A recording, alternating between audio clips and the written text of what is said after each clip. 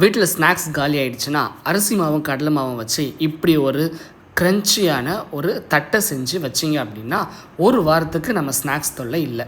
So வெறும் அரிசி ஊற வைக்க வேண்டாம், அரிசி அரைக்க வேண்டாம், ஈஸியான மெத்தடில் நான் சொல்கிறேன்.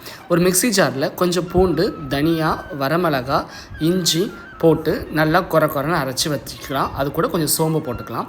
அதுக்கப்புறம் ஒரு பாத்திரத்தில் ஒரு 2 கிளாஸ் தண்ணி ஊற்றி கொஞ்சம் கல்லுப்பு போட்டு அரைச்சி வச்சுருக்கேன் அந்த மசாலாவை போட்டு கொஞ்சம் காஞ்ச மிளகா, அதுக்கப்புறம் கருவேப்பிலை, 2 மணி நேரம் ஊற வச்ச கடலைப்பருப்பு, கொஞ்சம் பட்டர், அதுக்கப்புறம் பெருங்காயத்தூள் போட்டு நல்லா அப்படியே சூடு பண்ணி தண்ணி கொதித்து வரும்போது ஸ்லிம்மில் வச்சுட்டு அரிசி மாவையும் கடலை மாவையும் ஒரு கப் எடுத்து நல்ல மிதமாக அப்படியே கிண்டிகிட்டே இருந்தீங்கன்னா ஒரு நல்ல கட்டியான கன்சிஸ்டன்சியில் வரும். ஒரு 10 நிமிஷம் கழித்து கையால் நல்லா பிணைஞ்சு வச்சுக்கலாம்.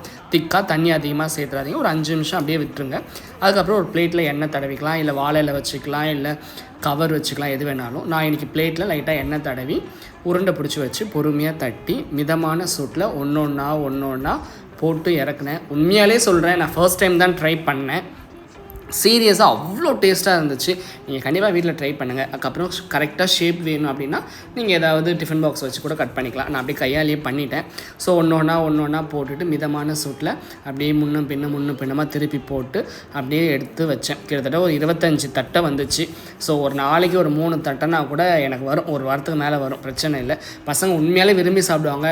ஸோ எந்த ஒரு ஸ்நாக்ஸுமே நம்ம கடையில் வாங்கி சாப்பிட்லாம், பட் நம்ம செஞ்சு கொடுத்து அவங்க சாப்பிட்றத பார்க்குறதுக்கே அப்பா அது ஒரு தனி சுகம். அந்த மாதிரி தான் நான் செஞ்சேன். லாஸ்ட் டைம் கடலைப்பருப்பை வச்சு ஒரு மிக்சர் மாதிரி செஞ்சேன். அது நல்ல ரெஸ்பான்ஸ் இருந்துச்சு. அதே மாதிரி இதுக்கும் ரெஸ்பான்ஸ் இருக்கும்னு நினைக்கிறேன். வேறு ஏதாவது ஸ்நாக்ஸ் வேணும் அப்படின்னா கமெண்ட் பண்ணுங்கள்.